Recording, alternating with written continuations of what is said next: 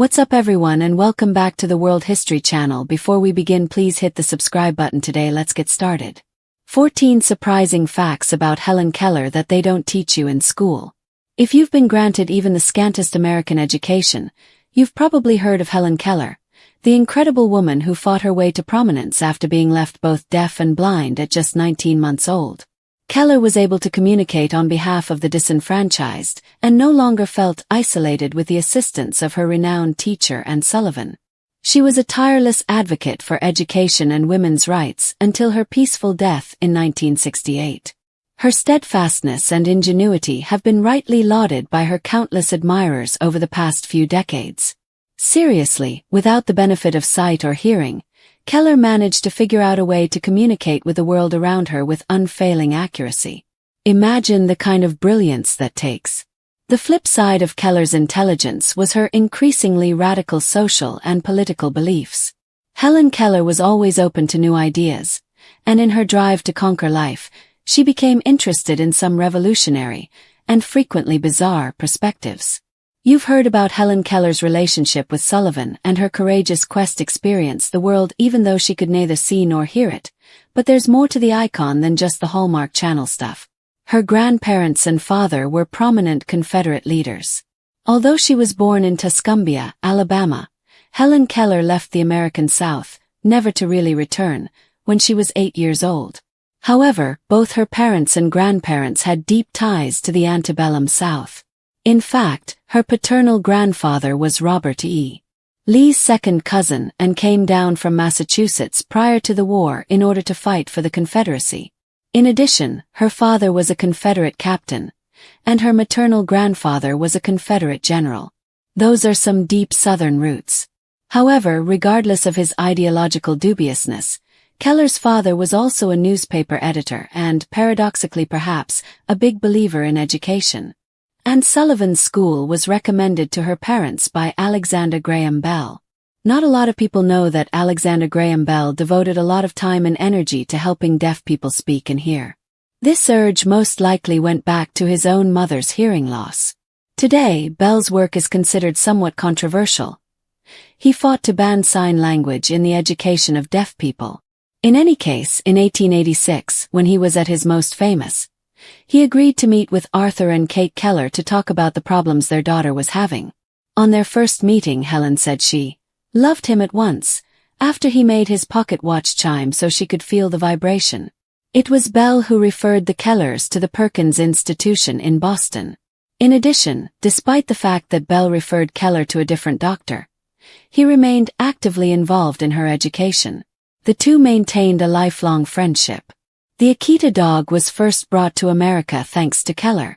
In 1937, Helen Keller and her companion Polly Thompson went on a speaking tour of Japan, a country that often called Keller Saint Keller and Saint of Three Burdens, among a litany of other reverent titles. It was on this trip that Keller visited Japan's Akita district where she hoped to encounter the site of a legendary Akita named Hachiko. Hachiko achieved fame for his insane loyalty. The dog would follow his beloved master to the train every day and then greet him precisely at 3 p.m. Then one day, Hachiko's owner had a stroke and died in the city. Hachiko dutifully met the 3 p.m. train, waiting long into the night for his owner to return. In spite of being given to friends of the family miles away, Hachiko continued to return to the train station, sharply at 3 o'clock day after day. Keller had become interested in the story and subsequently fell in love with the breed. When she expressed interest in meeting one, plans were made for her to meet Kamikaze, a puppy that Keller introduced to the United States. To make ends meet, Keller went on the vaudeville circuit. Vaudeville promoters had wanted a piece of Helen Keller from the time she started to make a name for herself as a young woman. And Sullivan always discouraged these encounters, urging Keller to maintain a little bit of dignity. Keller, however, didn't see the vaudeville offers as an affront to her stature. She was intrigued. In 1919, coming off the dismal sales of her last two books, Helen Keller finally convinced Anne Sullivan to let her go on the vaudeville circuit.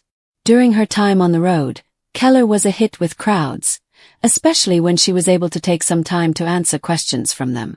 In fact, Audiences across the country were blown away by Keller's incredible wit. Helen Keller was besties with a literary titan.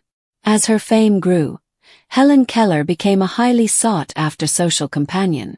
She reportedly had casual friendships with Martha Graham, Oliver Wendell Holmes, Eleanor Roosevelt, and Charlie Chaplin.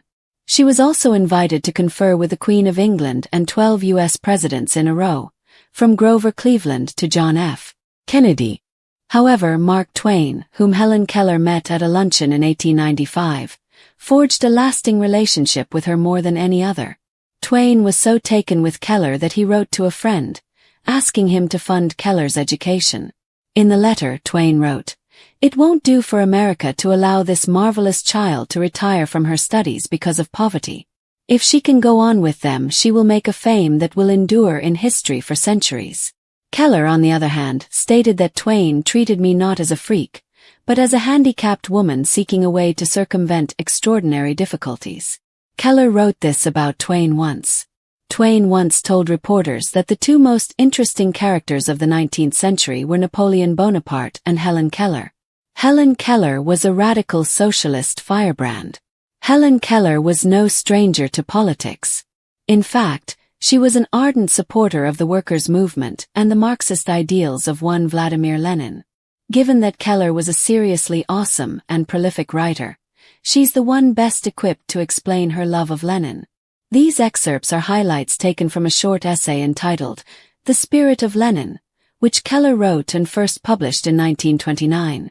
"I think that every honest belief should be treated with fairness, yet I cry out against people who uphold the empire of gold. I cannot help sympathizing with the oppressed who feel driven to use force to gain the rights that belong to them. That is one reason why I have turned with such interest toward the great experiment now being tried in Russia. Men vanish from Earth, leaving behind them the furrows they have plowed. I see the furrow Lenin left sown with the unshatterable seed of a new life for mankind, and cast deep below the rolling tides of storm and lightning, mighty crops for the ages to reap." It's fair to say, then, that she was a staunch supporter of the early 20th century Russian Revolution. Helen Keller was kind of forced to be celibate. Helen Keller never married. To a large extent, this was due to the fact that, in her heyday, society treated people with disabilities as though they should never be in romantic relationships.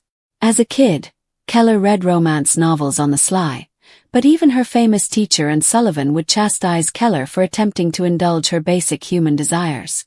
Even worse, her family wouldn't let her be alone with men, so the idea of someone calling on her was unthinkable. Keller came close to marriage once, when Anne Sullivan became deathly ill in 1916.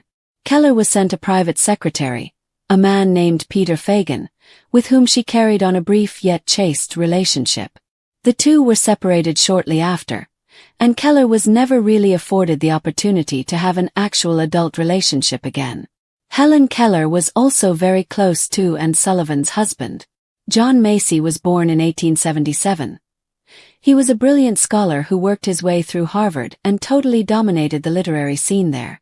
While there, Macy made friends with Helen Keller, who was attending Radcliffe, the women's division of Harvard.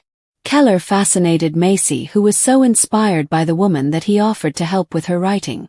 The two became extremely close friends to the point that Macy himself became a fixture in Anne Sullivan and Helen Keller's home. At that time, Sullivan and Keller were said to have considered themselves essentially the same person, so when Macy became attached to Keller, he became attached to Sullivan as well.